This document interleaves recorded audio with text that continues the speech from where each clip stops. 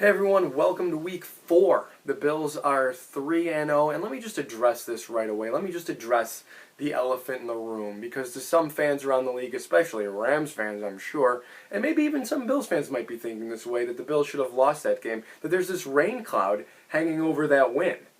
That was that pass interference call on the final drive that gave the Bills a first down. The play, an incompletion, would have turned the ball back over to the Rams, and in all likelihood the Rams would have won the game. But they get the pass interference call. They get the first down on the next play. Josh Allen hits Tyler Kroft for a touchdown, and the rest is history. The Bills are 3-0. Was it a bad call? I suppose. Is it illegal contact? Maybe. You could make the argument that Gabe Davis is sort of just running into him. I mean, most people just want the referees in late situations like this to just swallow their whistles. A lot of people that watch these, a lot of Buffalo fans probably, are hockey fans or playoff hockey fans. And there's this unwritten rule in hockey that in the playoffs and overtime, you just don't call penalties unless they're just completely blatantly obvious. And that's dumb. That's dumb. A penalty is a penalty no matter what time of the game it is called. And you're gonna sit there and say, Greg, that shouldn't be a penalty regardless of the time of the game. And maybe, but it is. And this is luck. This is when I talk about luck, I've talked about luck in years past, and Titans fans specifically got really mad at me when I told them their team was lucky. And this is it. This is a great example of luck. The Bills were fortunate to get that call. Of course, you could make the argument that they weren't. That was a very lucky thing to happen to them. But you know what? Make your own luck as well. Because the Rams had a 3rd and 22 earlier in the drive that they let Cole Beasley get away, and he gets the first down. That should never happen. You get to stop there. The Bills are punting the football, no question, because they still have 3 timeouts, and there was still something like 3 and change or so on the clock. So with 3 timeouts and a 2-minute warning, they're punting. The Bills move down the field a little bit further. They end up with a 3rd and, 25? This is the play before the 4th and 9, and they let Diggs get 16. They let Diggs get to the middle of the field and get 16 yards. The defender slips on a play that he maybe could have jumped and picked off, but he slips, falls, Diggs gets 16, and then it sets up that situation. So sort of just make your own luck. I could have made the argument that it was luck that the interception, the Josh Allen's interception and Tyler Kroft, that's luck. This is Josh Allen's interception. You've seen this picture, and it's Tyler Kroft high pointing the ball and coming down with it. I mean, simultaneous possession, it's as clear as day. Simultaneous possession goes to the offense. That rule is as clear as it's written. Okay, so they had to rule it on the field that simultaneous possession went to the defense, and therefore, since they couldn't tell on replay or something, this is just me thinking this out, I guess, they ruled simultaneous possession went to the defense on the play, or that John Johnson had more of that ball than Tyler Kroft. Okay, but you're kind of flying right in the face of your own rule, as I just alluded to, and then you don't see enough of it on replay, even though you got Tyler Kroft high pointing the ball and coming down with it, to overturn it. So it's really weird. I mean, it would have been, if you get the pass interference, the OPI that would have been on the play anyway, it turns into 1st and 30. All right? So the Bills might not make that. They might not convert that, but they converted 3rd and 22. I know that people will say, oh, at the time the momentum was favoring the Rams. No, the momentum was not favoring the Rams. The Rams were pretty good all day. The Rams moved the ball with relative ease, guys. Just because the game was 28-3 at one point doesn't mean that the Rams were I assumed the Bills were going to win because they were up by 28 points, and that was foolish of me. But at no point were the Bills clearly better, I thought. I'm pulling up the Rams drives right now. Stand by. So the Rams, on the first drive, 10 plays, 53 yards, and missed field goal. They go 31 yards, throw an interception on the next drive. Then they go 63 yards, and they kick a field goal. So they have almost 150 yards on their first 3 drives. The difference is the score is 14-3, right? Because the Bills went up 14-0. Yes, that is correct. So then they go down, their defense just let them down. The Bills went back down the field after the field goal and scored another touchdown. The Bills scored touchdowns on 4 straight possessions, including one coming out of the half, which was really why I thought they were going to win, because I've talked about this previously on videos. Those third quarters Buffalo Bills, those third quarter Bills have been pretty poor at times, dating back to last season with Josh Allen. And this season, I thought hopefully they'll come out of it. I didn't like it last week against Miami. Did not love it this week against the Rams because they come out, they scored a touchdown, it's 28-3, and then it's not like they tried to sit on it or anything, but the Rams come back. Actually, the Rams got the ball out of halftime, moved the ball 27 yards, got onto the Buffalo side of the field, and turned it over on downs. So again, they're moving the football. They're getting first downs. The Rams had 28 first downs on the day. But after they go down 28-3, 8 plays, touchdown. They get the interception, a fortunate call, a lucky call, if you will. 3 plays, touchdown. Then the Bills, 3 and out, no yards, minute and a half. Rams, 97 yards, 10 plays, touchdown. I mean, the Rams are a really good team, apparently. I can't figure them out. I talked about this last week on the video. I don't know why they were not that good last year or what was happening with them, with Jared Goff. Because McVay is a really smart guy. McVay understands certain nuances of offense, a modern look at offenses with crossing routes and whatnot. And they ran the ball very well as well. Darrell Henderson was very good for them. It was averaging something like almost 6 yards a carry. I believe he finished with 12 for 71, checking on it right now. Oh my God, I'm not even close. Singletary, 13 for 71, so he averaged over 5 yards a carry there. Darrell Henderson, 20 for 114 and a touchdown.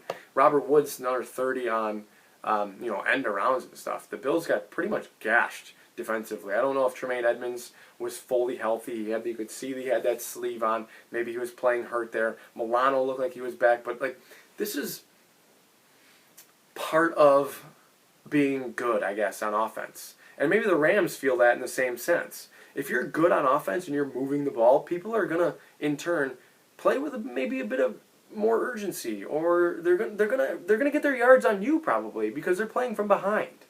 And in the Rams' case, the Bills just did nothing to extend their lead. The Bills just let them come back into the game and ultimately take the lead 32-28 before that final drive. So overall, my point there is, I don't mean to skip past that. My point there is that this is what happens, like I said, this is what happens when you're good.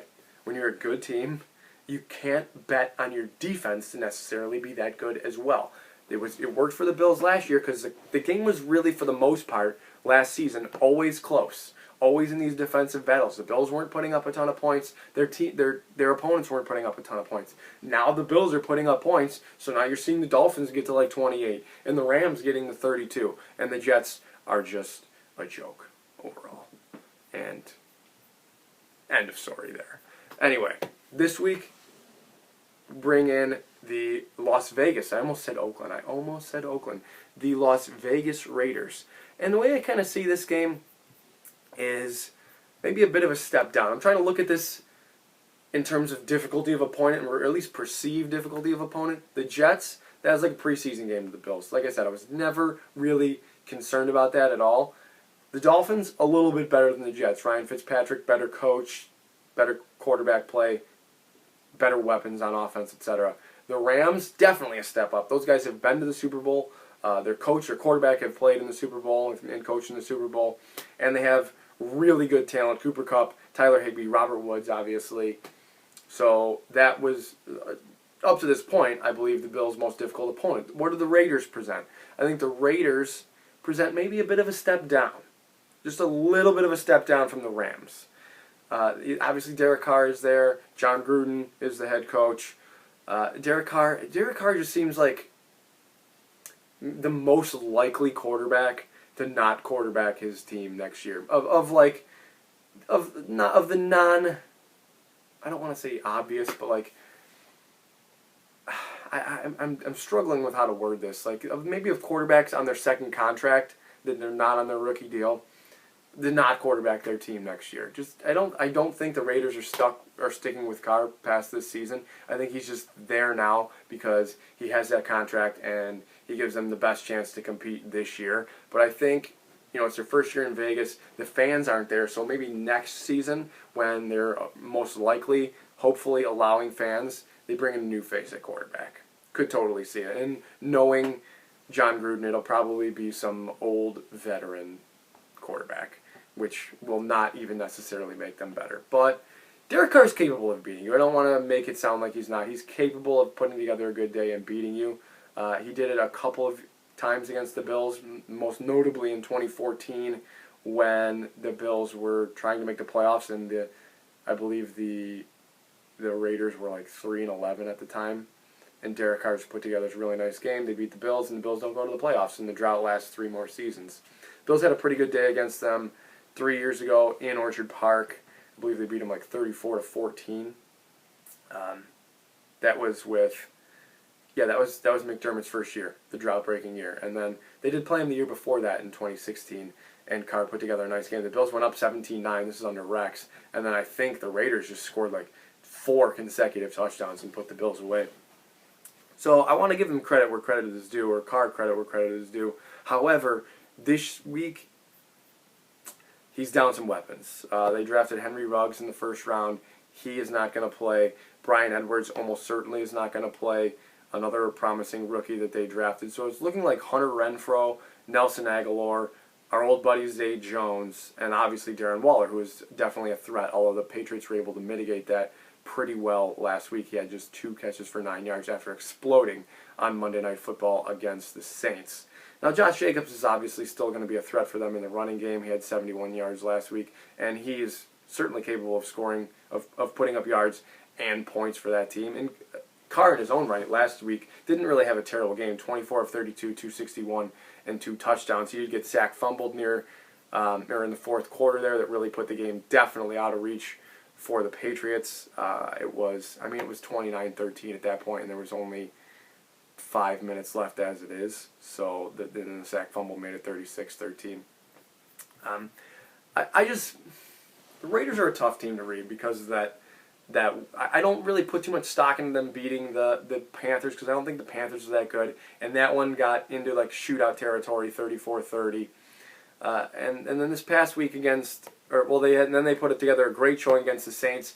I'm not even entirely sure what the Saints are. That's another discussion for another day, but I'm not entirely sure what they are. Against the Patriots, who I view like maybe the Bills are maybe at least on the same level as the Patriots. We want to think that they are now.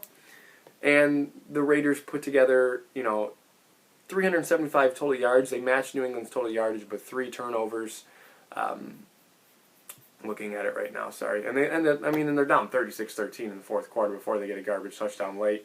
They're down a couple of weapons, as I've already mentioned. They get just trampled on the ground. I saw somewhere that they lead the league in missed tackles. They've missed 19% or something of tackle. I don't know the exact stats, but it's something like 19% of their tackle opportunities are missed or something. Like Corey Littleton has been terrible there in his own right, and he was pretty good for the Rams last year, so that's kind of surprising to see.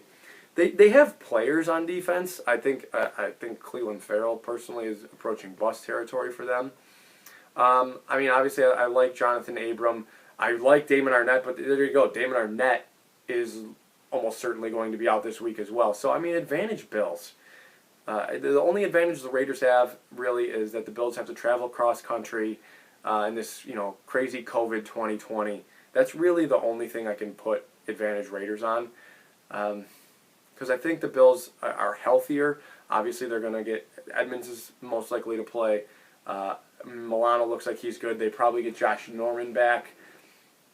Ed Oliver misses practice on Thursday, but Ian Rappaport says it's just day-to-day, so hopefully he is able to play. I guess the most concerning thing would possibly be Deion Dawkins and John Brown, although Gabriel Davis stepped up beautifully in John Brown's place last week after he left with a calf injury, had 4 catches for 81 yards. So, like I said, I don't even think John Brown being out would necessarily be a disadvantage to the Bills, because they still have Stephon Diggs, they still have Cole Beasley, they still have Josh Allen, the AFC Player of the Month. AFC Player of the Month. Our quarterback.